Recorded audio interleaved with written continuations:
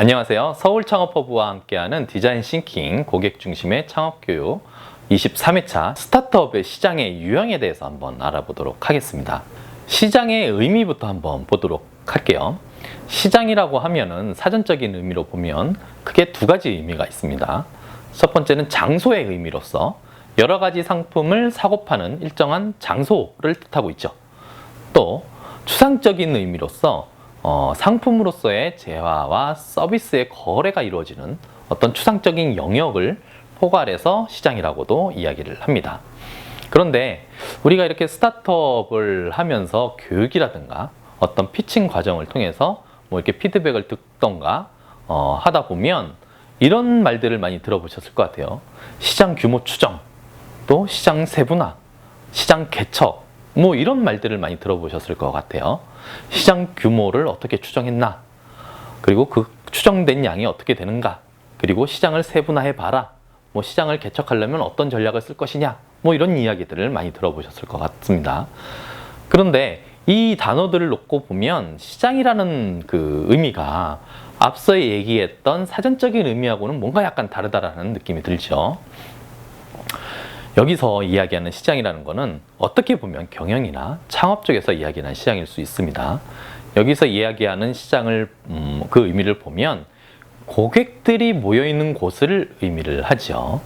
시장 규모 추정이라는 것은 그 고객이 얼마만큼의 규모로 있는가라는 걸 보는 거고, 시장 개척이라는 것은 그 새로운 고객들을 어떻게 개척할 것인가, 뭐 이런 의미가 담겨져 있죠. 그거와 좀 상대적인 의미로 산업이라는 말이 있습니다. 산업이라는 거는 공급자가 모여있는 곳을 우리가 산업이라고 이야기를 하고 있습니다. 그래서 시장이라는 거하고 산업이라는 것을 잘 알아두시기 바랍니다. 자, 스타트업이 진입하는 시장은 크게 네 가지 형태로 구분을 지을 수가 있어요. 하나는 기존 시장이 있고요. 또 하나는 재분류 시장, 또 하나는 신규 시장, 또 하나는 모방 시장이라는 게 있습니다. 기존 시장이라는 거는 기존의 기업들이 이미 존재하고 제품 서비스가 있는 그런 시장을 이야기를 하죠. 그리고 재분류 시장이라고 하면은 기존 시장을 나만의 방식, 나만의 기준으로 분류를 하는 걸 재분류 시장이라고 이야기를 합니다. 신규 시장이라고 하면은 현재 고객 자체가 존재하지 않는 시장을 이야기를 하죠. 그러니 신규 시장이라고 이야기를 할 수가 있죠. 그리고 모방 시장이라고 하면 외국에 있는 비즈니스 모델을 현지 조건에 맞게끔 들여온 걸 모방 시장이라고 이야기를 합니다. 기존 시장에 대해서 좀 더 알아보도록 하겠습니다.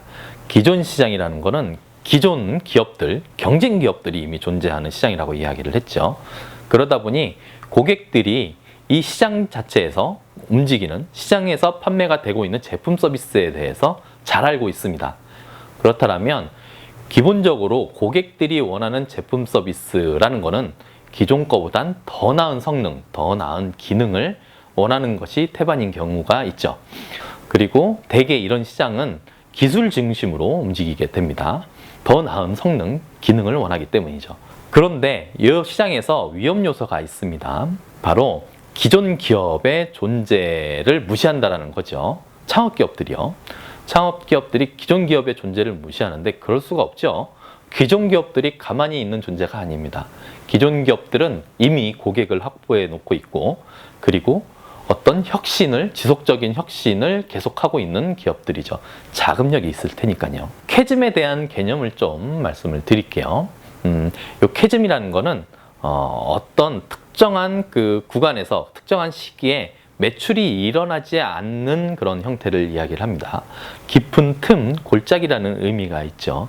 그래서 고객군을, 고객의 유형을 이렇게 이노베이터, 얼리 어댑터, 얼리, 메이저리티 뭐 이런 식으로 나누다 보면 그 얼리 어댑터와 메이저리티 사이에 골짜기가 생기는데, 매출이 일어나지 않는 구간이 생기는데 이 구간을 우리가 캐즘이라고 이야기를 합니다. 그런데 기존 시장에 들면은 이 캐즘이라는 것 자체가 거의 존재하지 않거나 아예 없는 경우가 있습니다.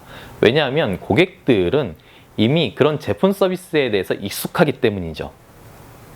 그런데 다른 경우에는 얼리 어댑터들까지만 매출이 일어나고 대중으로 이어지는 그 구간에서 매출이 발생하지 않는 구간이 생길 수가 있죠. 그게 다음에 말씀드릴 어떤 재분류 시장이라든가 신규 시장에서 두드러지게 나타납니다. 그래서 기존 시장에서 다시 이야기를 돌아가면 기존 시장에서 스타트업의 전략은 기존 제품 서비스보다 더 좋은 성능, 기능이 필요한 거죠. 그런 것을 만들어내야 기존 시장에서 경쟁사를 이겨내고 내 제품 서비스가 판매가 될 수가 있겠죠. 만약에 이렇게 더 좋은 성능과 기능으로 제품 서비스를 내놓았다라면 기존 시장에서의 나의 매출 흐름은 이렇게 지속적으로 상승 흐름을 나타낼 수가 있습니다. 캐즘이라는 구간이 거의 없거나 존재하지 않기 때문이죠. 자, 재분류 시장입니다. 재분류 시장은 나만의 기준, 내가 갖고 있는 어떤 경쟁 요소를 가지고 시장을 다시 분류를 하는 형태를 이야기를 합니다. 그래서 이런 재분류 시장에 진입하기 위해서 중요한 사항은 내가 제거할 수 있는 기업의 오랜 경쟁 요소는 무엇인가 라는 거죠. 기존 기업의 경쟁 요소를 얘기를 합니다. 그리고 업계의 표준 이하로 줄이거나 그 이상으로 높일 수 있는 요소, 내가 갖고 있는 요소는 무엇인가 라는 거죠. 그리고 기존 업계와 다르게 내가 창출할 수 있는 요소는 무엇인가. 결국엔 여기서 말하는 거는 내가 이 시장에서 분류를 할 수 있는 그런 경쟁 요소, 기준, 어떤 나의 강점이 무엇인가를 이야기를 하고 있죠.